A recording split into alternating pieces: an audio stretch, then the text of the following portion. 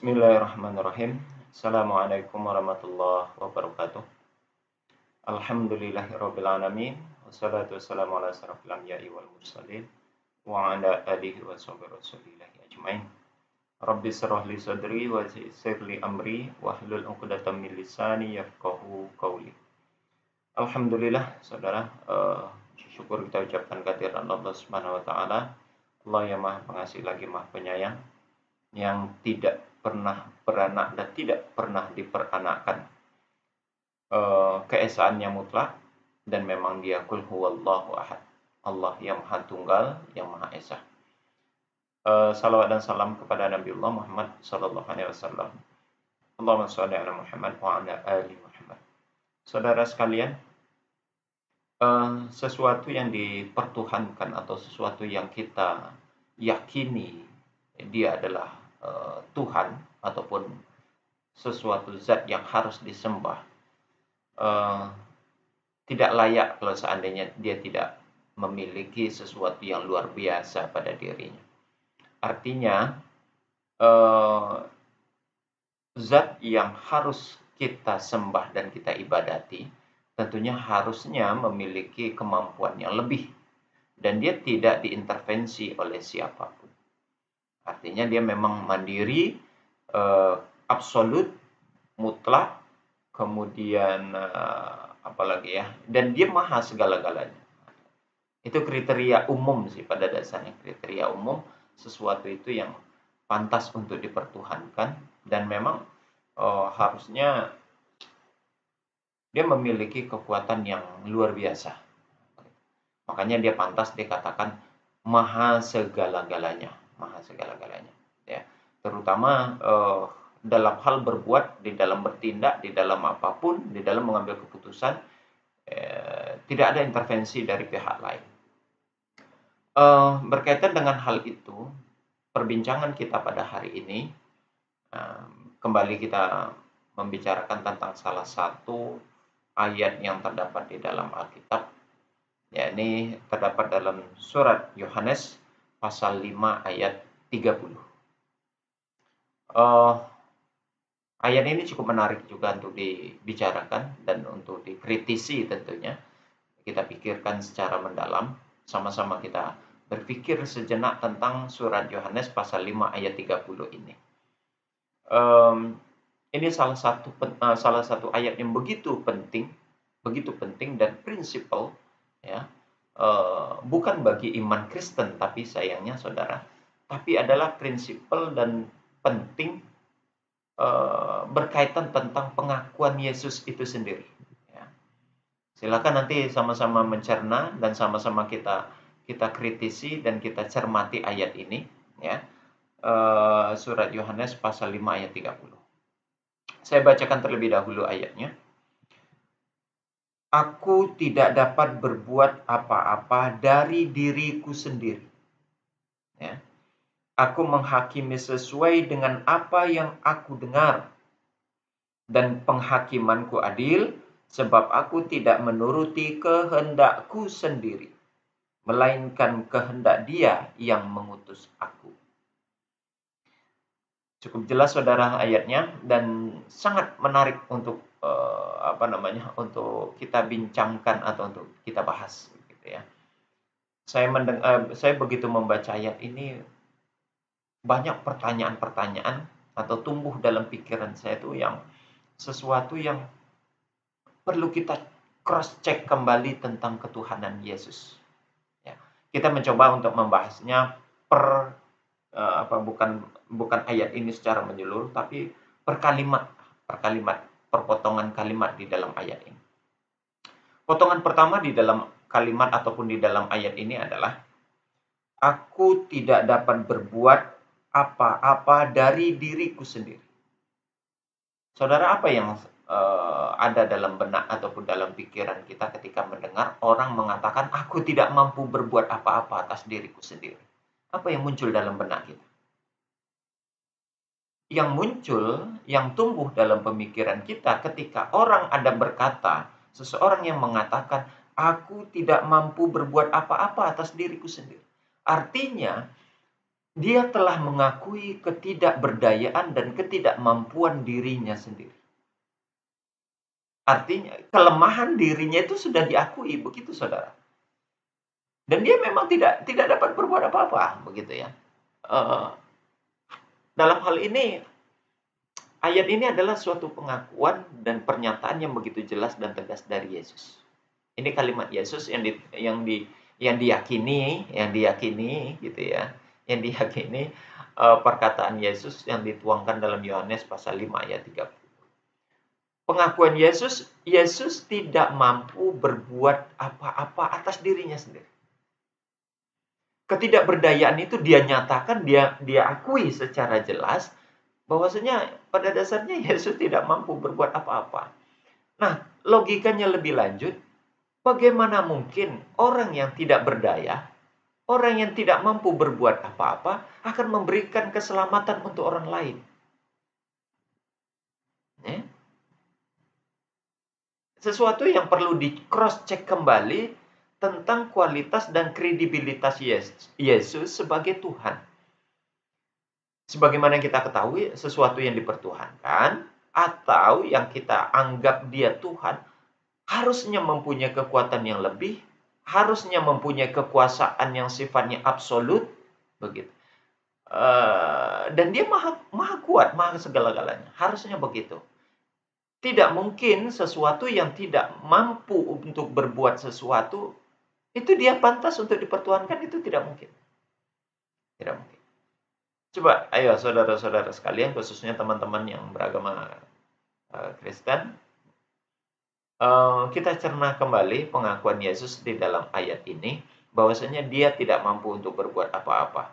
Bagaimana mungkin kita bisa mengakui dan mengimani dia sebagai juru selamat, sementara dia sendiri tidak mampu menyelamatkan dan tidak berkuasa atas dirinya sendiri.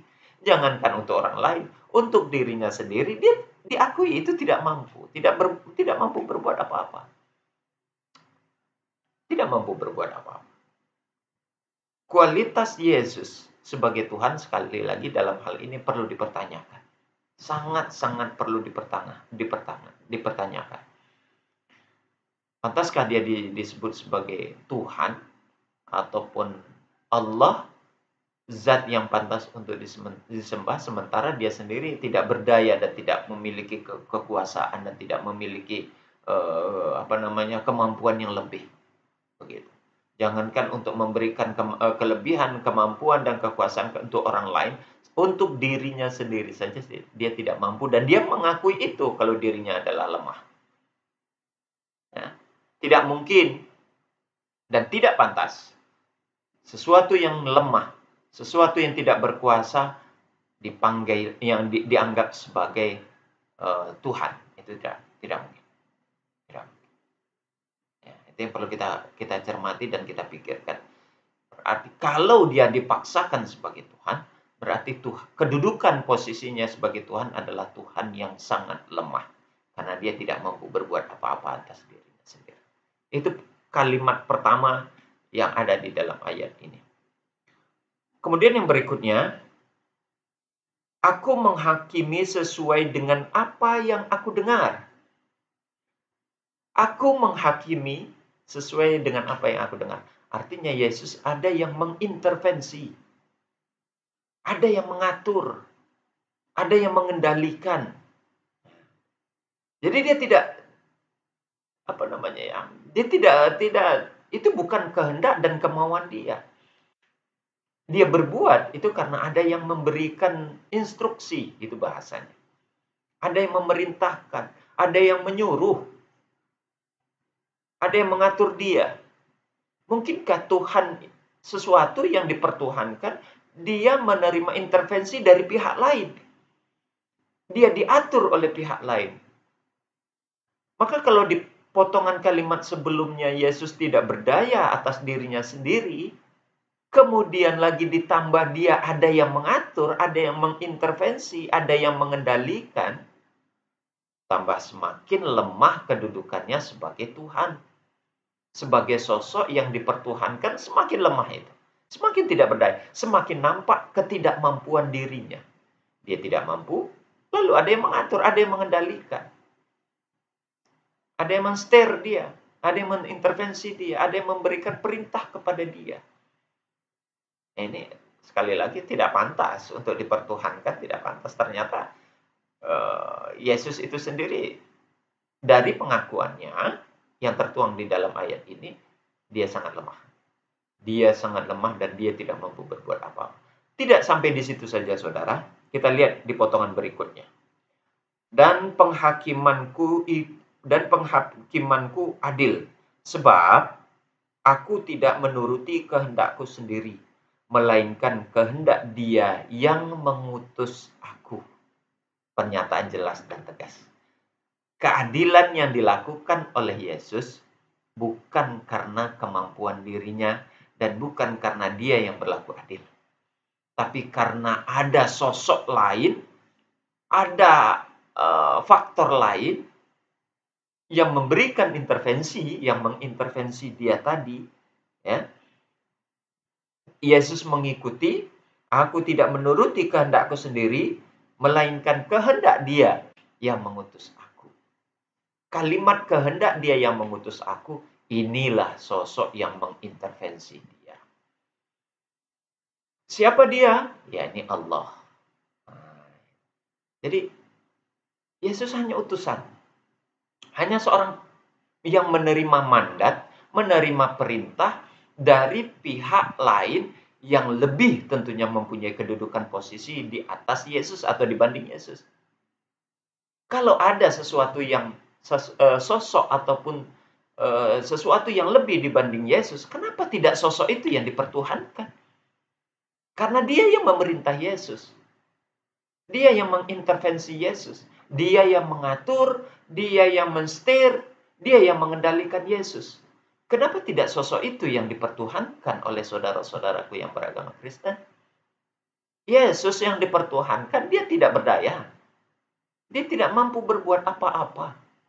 Nggak bisa dia menyatakan dirinya, tidak bisa dia menyelamatkan dirinya. Boro-boro mau menyelamatkan orang lain dari atas dirinya sendiri saja dia tidak berkuasa. Pengakuan itu jelas dan tegas tertuang di dalam Yohanes pasal 5 ayat 30. Ketidakberdayaan Yesus, ketidakmampuan Yesus, dan apalagi ya, kelemahan-kelemahan diri Yesus itu diakui di dalam Yohanes pasal 5 ayat 30 ini. Ya. Dan Yesus diutus. Kalau bahasanya dia diutus, sama halnya di dalam Islam, pengakuan Islam, dia hanya seorang utusan. Kami umat Islam, di dalam agama Islam, Yesus itu hanya seorang utusan. Seorang nabi, seorang rasul, sama dengan nabi-nabi yang lainnya, termasuk Muhammad SAW di dalamnya. Ya.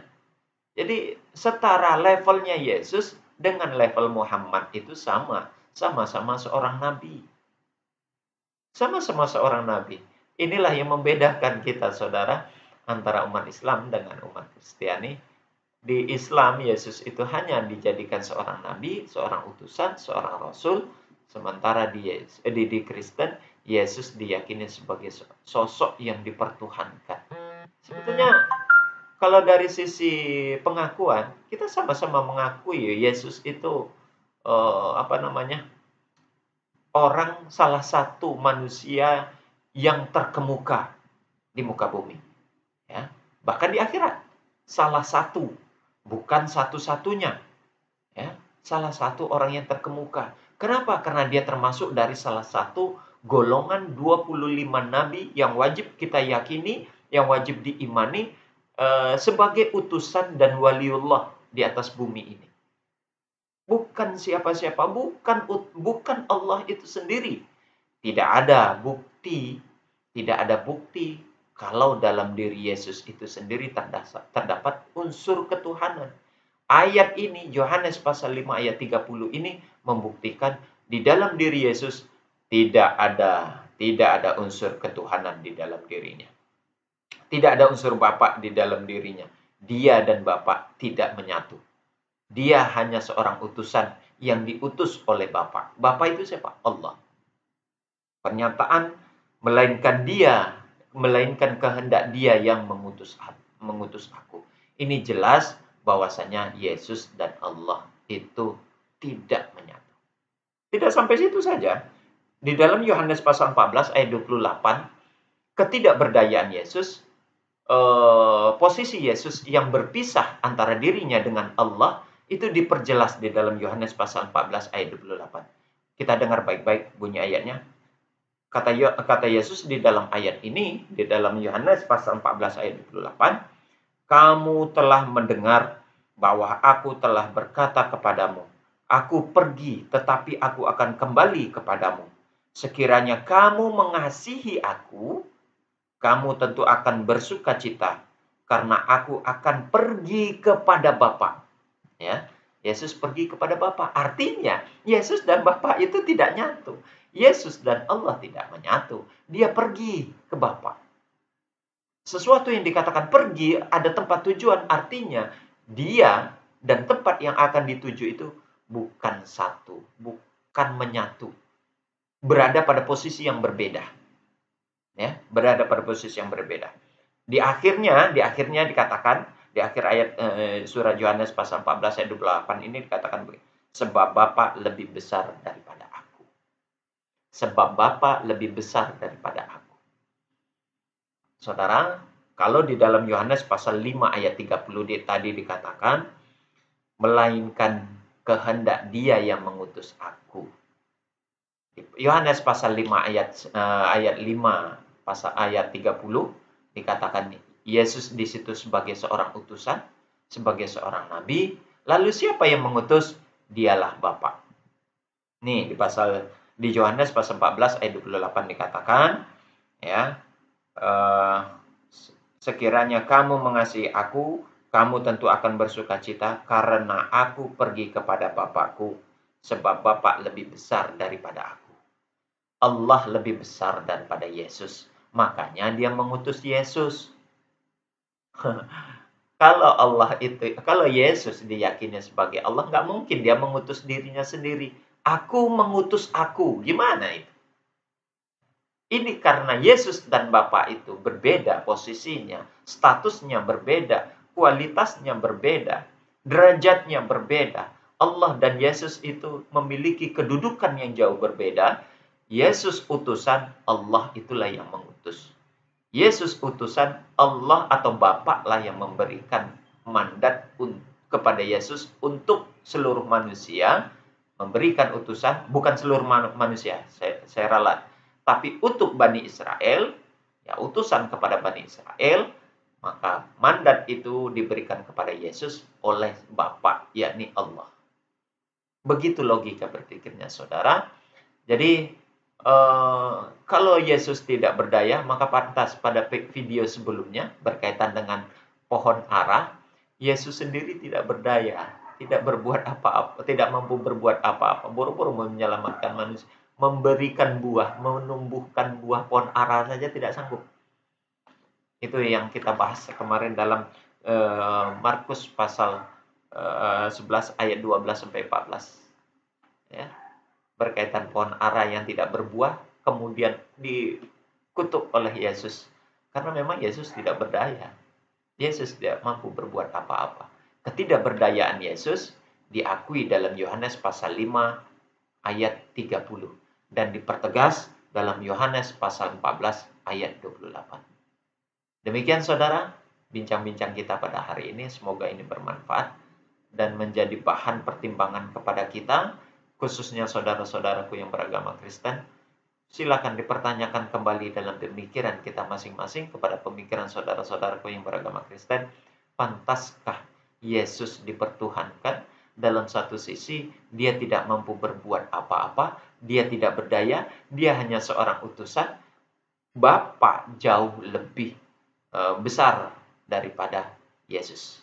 Demikian, mohon maaf atas segala kekeliruan dan kesalahan. Kita tutup dengan kafaratul majelis. Subhanakallahumma wa bihamdika asyhadu an la ilaha illa anta astaghfiruka wa atubu ilaik. Assalamualaikum warahmatullahi wabarakatuh.